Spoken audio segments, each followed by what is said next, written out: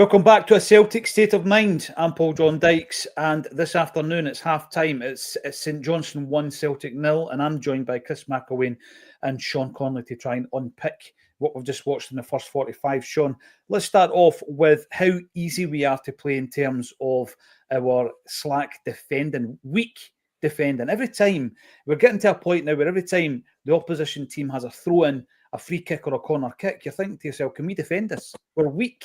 And earlier this season against Dundee in the 3H game, Brendan Rodgers infamously said as much if you were good at lip reading or even not. And I feel that's what we, at the first 3 minutes of the game today, we give out two chances. One goes over, one goes in.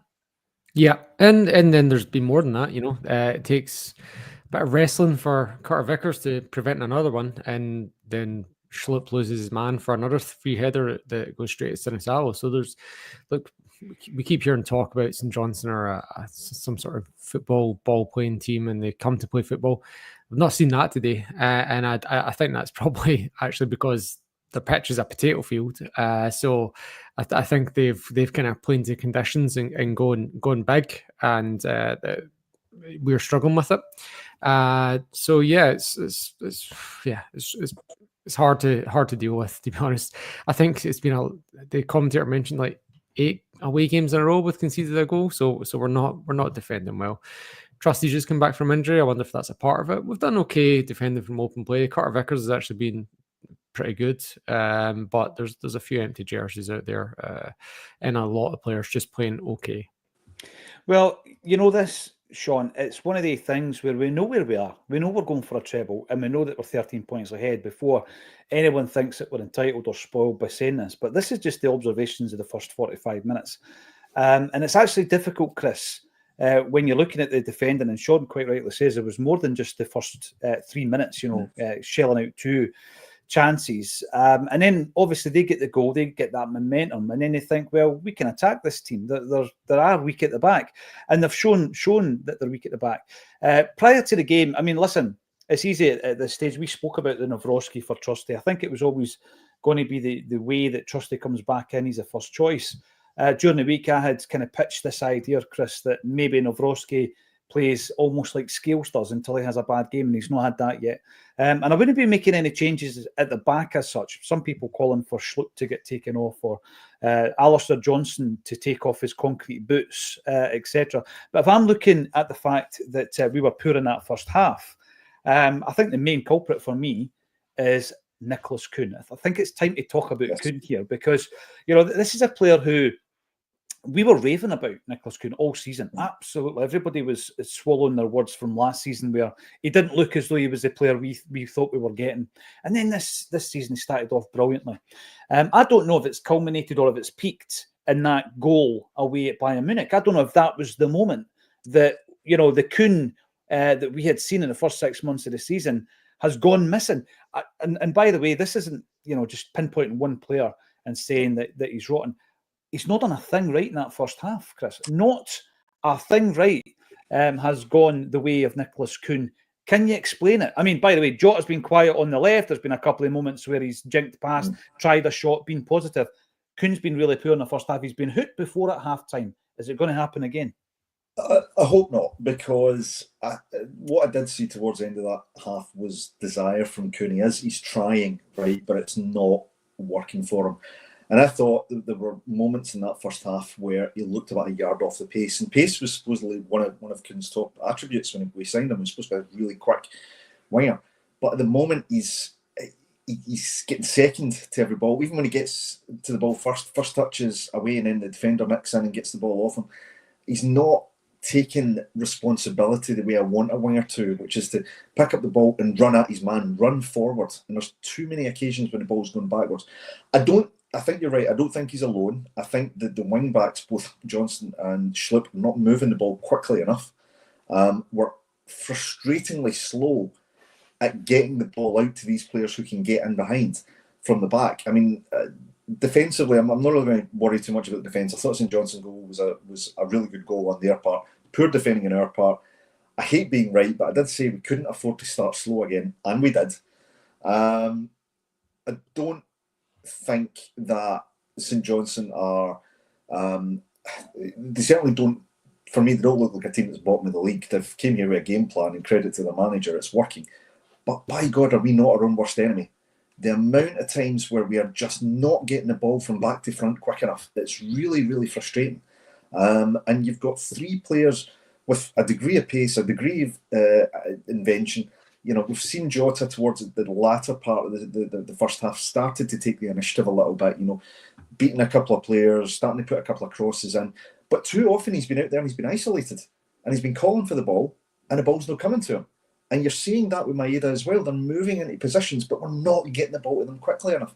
And we've been restricted largely to shots coming from outside the box, which, to be honest, in this pitch, in these conditions, when you're a goal down, it's not what you need. We need to be getting the ball into these players quicker, making things happen quicker. It's just it's sloppy and it's slow and it's frustrating.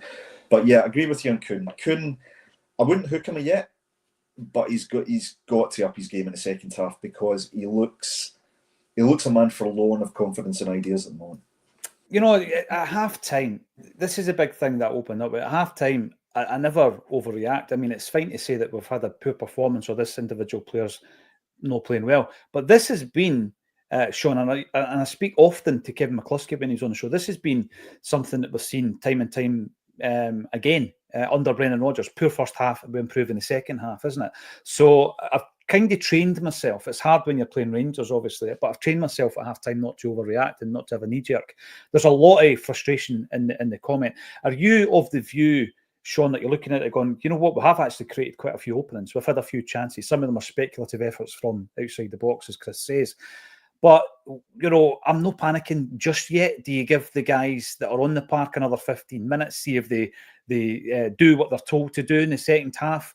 Do you remind them at halftime what's on the line in terms of bringing this title party to Celtic Park next week? They shouldn't have to be reminded.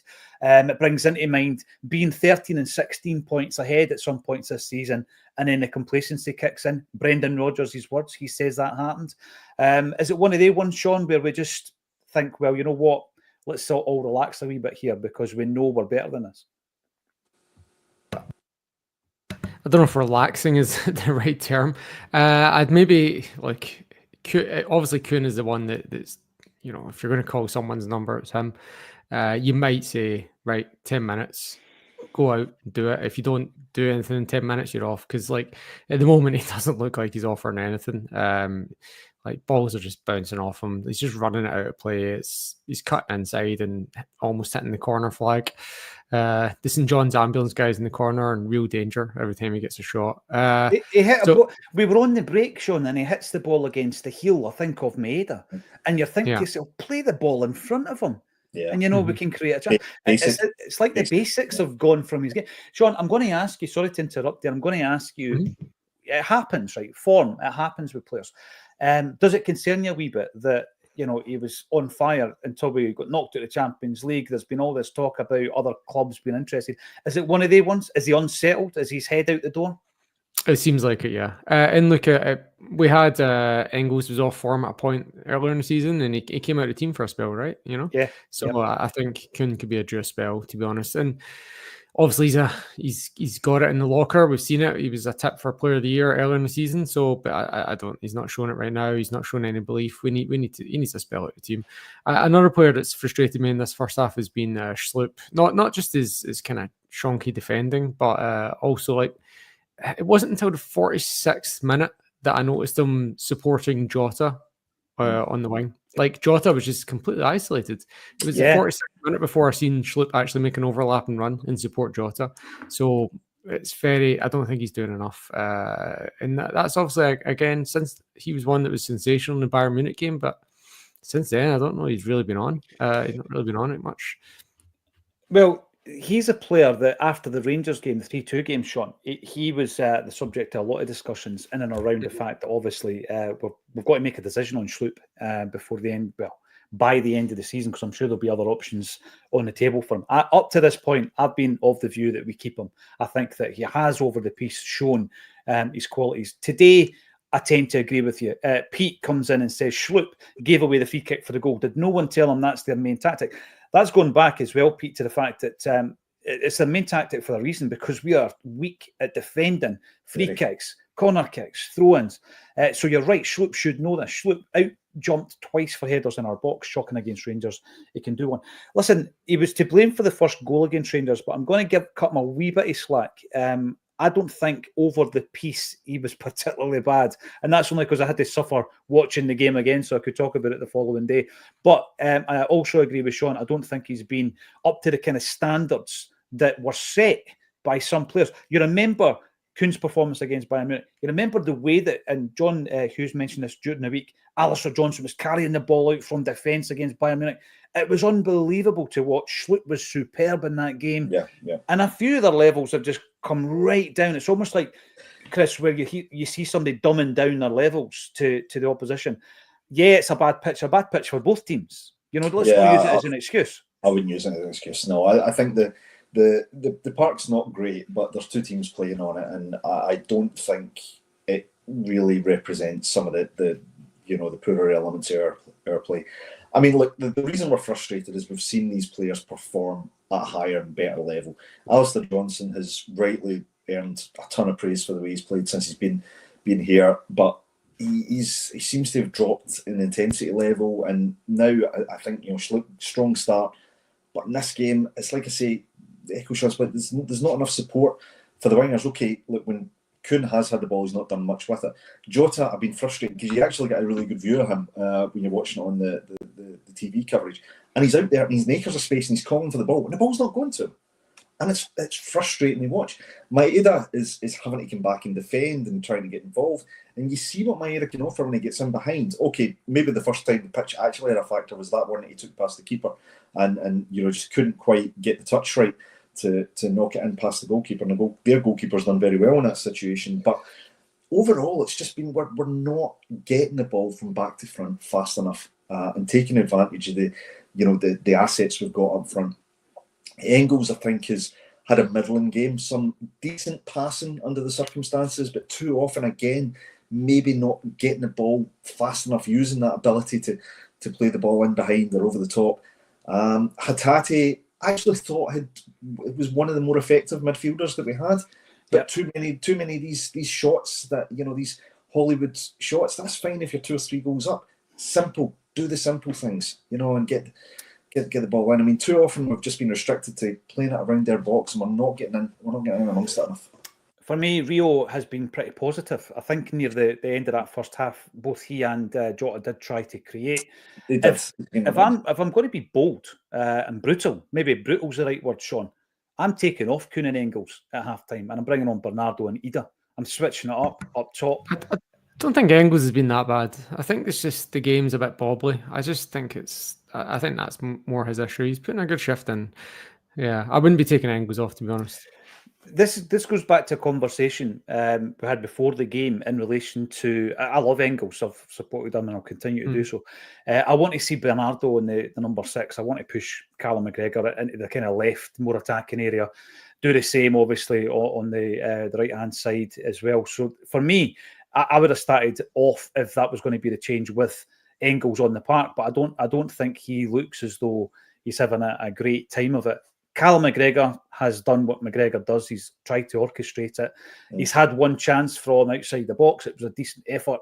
But if I'm being brutal, that I would make a couple of changes because you need to spark them into life. And the thing is, Chris, we all know, and every single player should know what's at stake here. Yes, you can dilly-dally and delay it for a week and all that stuff. No, you don't want to do that. You want to get the win there. That's a team who are bottom of the league, right? And it's not really a case of anti-football. It's because we are failing to create and failing to produce. When Coon gets, there's probably 6 or 7 occasions where he's just lost the ball or hit his own player on the heel. Yeah. 2 subs. Yeah, Young and Taylor. Yeah, Young and Taylor coming on. Oh, Schlupp being hooked, right? Well, it's like Schlupp and Coon, yeah. The 2 was it. What's your thoughts on that then, Sean? Because obviously that's 2 changes that I didn't just make. Brendan Rodgers completely disagrees with me. What's he making that? So Coon hooked again at half time. Well, it's the 2 poorest players in the first half, and the 2 that were not putting enough in. It was Schlupp and Coon. So it's a pretty straightforward message. This is not a tactical change. It's just you're not doing well enough. If off you come, we're sticking with the same system. Next man up. Is that is that okay for you in terms of the same system, Chris? It's personnel changes. Coon, you're not playing well. Schlupp, you're not playing well. Off you come. We'll stick to the game plan. You happy with it? Well, I think the one thing I would say about Taylor is you're bringing in experience. You know, someone who knows how to win, and will certainly put a shift in. So, no real issues with Taylor coming in. Yang, as I spoke about, I don't know. I still don't see Yang necessarily as being a guy who can change the game. But look, he's got the opportunity. So, yeah, I think there was enough there to say, look, if we just tweak certain elements of our game without dramatically changing the system, we can get through this team. But it's the basics. We've got to do the basics well. And at the moment, quicker passing, quicker transition back to front, and make the best use of the assets we've got up front. Yeah, absolutely. I mean, to be honest, though, we did speak about Yang before the game as well, Sean. You never had the opportunity to be part of that conversation. But in terms of his output in assists and in goals, he's had the best spell of form that he's had since he came to Celtic. So for me, to bring him on for a player who isn't at it, he's a mile off, and you've just said he needs a wee spell at the team, it's a good move for me. I mean, yeah, I had mentioned Ida because I would have kind of mixed it up a wee bit up top. But it's a good opportunity for Yang, isn't it?